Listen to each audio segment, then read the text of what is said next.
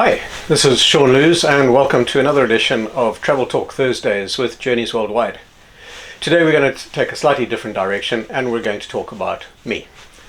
Just to give you a bit of an idea of my background, what I've been doing and what I'm up to now. So I was born in Zimbabwe and we grew up on a family dairy farm in the southern part of Zimbabwe. We always had a lot of wildlife on the farm. We had kudu antelope and leopard in the hills. Behind the house we had impala, sometimes zebra, we had jackal, we had warthogs. And so I guess in a lot of ways it was just a natural next step for me was to go into safari guiding. Always loved the bush. So I started guiding in the Bulawayo area in Matobo National Park. I went up to Wangi, Victoria Falls, Kariba, and then I went to Mana Pools and I absolutely fell in love. Mana Pools has got to be the most beautiful place in my eyes, and certainly my favorite national park. So I started doing the Zimbabwe Guides license and started off as what we called a learner guide. And this is basically an apprenticeship system. And for 2 years you work underneath another fully qualified guide who's had his license or her license for a couple of years already. I did my learner guides license, which is just theoretical exams, 2 days of examinations, and they cover everything from the law surrounding the safari industry, habits and habitats of the animals, first aid, etc. After that, I went on, did another year's apprenticeship. I did another set of theoretical exams, the same subjects, just in a lot more detail. Did another year's apprenticeship, and you go on to do your final practical exams. Which is a week in the bush, and you got to set up a camp out wherever they decide, in the middle of the bush somewhere, and your examiners become your clients, and for a week you got to look after them, make sure they have 3-course meals, make sure they have hot showers to come home to, and during the day they will take you out and examine you on everything from the geology to why your car isn't starting, and bird calls, etc. It's quite an arduous process. When I did my first set of written exams, there was probably about 200 of us. I think my second set of written exams was down to about 100. I did my practical exams, which I failed outright. I was way too young, I was inexperienced, and fair enough. I did my second set of practical exams a year later, and out of about 25 of us who went through, only 2 of us passed. The following year I was awarded Guide of the Year, which was a huge accomplishment in my eyes. I was always very proud of that, still am very proud of that. So in about 2004 I left Zimbabwe and moved up to Tanzania and started guiding in southern Tanzania in an amazing national park, or it was a game reserve at the time. It used to be called the Selous Game Reserve. We worked up in Arusha in northern Tanzania, and I was overseeing some luxury tented camps, mobile. We were there for about 3 years. In about 2016, the family and I moved here to Australia. We're actively involved in scouting, we love the camping and great outdoor life here. So my passion is still Africa, but now I design trips back for people. I still lead 1 or 2 trips a year back. Guiding is imperative in a safari. A good guide will make your safari. Unfortunately, a bad guide will break it. And a good guide is one is, you never know what's going to happen. In Africa, you got to pack a sense of adventure, and you may break down, you might get stuck. And believe me, I've been stuck many times. But getting stuck out there doesn't mean your safari's over. A good guide will be able to turn a whole safari within about 3 or 4 meters of your vehicle. There's so much that can be read from what's around. You can see the tracks, you can see what dung's been around, what birds are flying by, insects. There's the trees, the bushes, what can you use them for? What eats them, what doesn't eat them? Is it poisonous? There's so much out there. And being able to interpret animal behavior is another thing. And if you're wanting a good safari, it's one thing to whiz in, tick off the big 5, and then whiz out again. Sure, a lot of people have done that. They say, well, I've done Africa. But when I hear people say that, I know that you haven't done Africa. You've flown in, flown out. If you're going to go in and you say, yeah, I've been to Africa, but I'm going back, then I know you've done Africa. Because there's just so much to see. Every time you guide, it can be the same place, and every time there'll be something different. Interpreting animal behavior is really important as well. So if you're a photographer, you want to get certain shots. You can see which way an elephant's feeding. You can follow along and position yourself so that like, okay, he's heading across towards that albedo tree, or he's going to go down to drink, or they're probably going to go and interact with that other herd of elephants over there. So you get yourself into a position, you make sure you got the light right. When a good guide starts interpreting what's happening out there, and why is that elephant doing this, and why has it got its trunk in its mouth, or rubbing up behind its ear like that, there's so many different things that can just open up a whole new world for you. I was quite impressed yesterday, actually.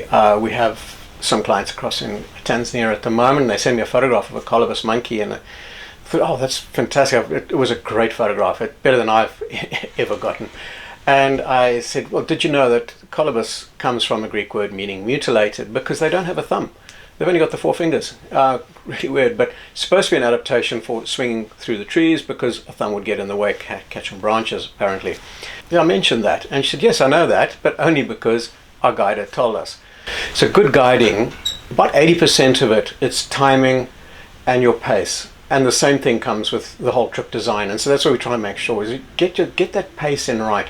You don't want to spend your whole time packing in your luggage, flying off there, driving across there. Some people get these itineraries, they look amazing. We're going to spend a night in Arusha, a night in the Serengeti to see the migration, a night across in Katavi or something like that. And you just think, wow, you're going to be driving from Arusha to the Serengeti. That's a good 10-hour drive, maybe, to the northern Serengeti, definitely, at least. So you really need to know what's out there, and we highly recommend spending minimum 3 nights in one place. That way you get to see what's going on around. And if you don't see a lion or a leopard on the first day, it doesn't matter. You've got more chance to see, and there will always be a lot of things to see. And the more you go out there as well, the more you will see that there is so much to see. And I think expectations are really important for people. A lot of people go out there expecting to see the big 5. A lot of people don't even know what the big 5 are, but elephant, lion, leopard, buffalo, rhino. Chances of seeing a rhino in most areas are fairly slim.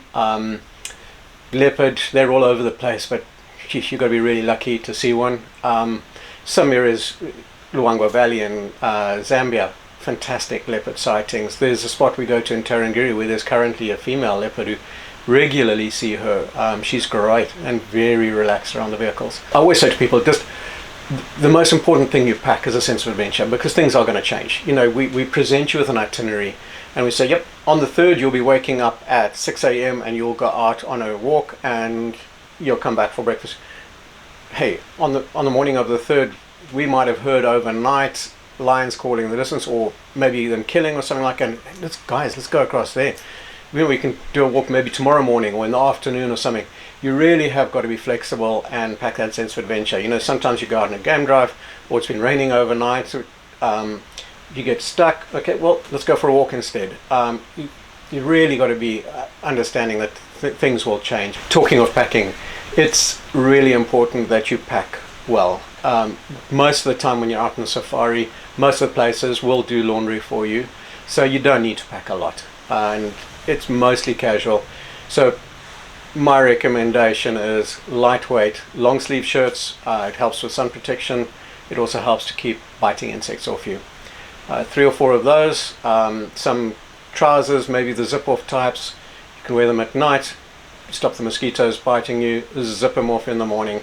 Layers, very important, because most places in Africa, nights are cool, cold even, days are warm. So you go out in the morning, you're all bundled up.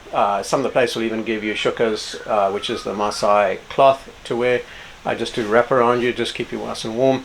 Some places even colder than that, and they'll give you full-on woolen blankets. But then as the day progresses, it gets warmer, and you find you're stripping down to just a t-shirt and a pair of shorts.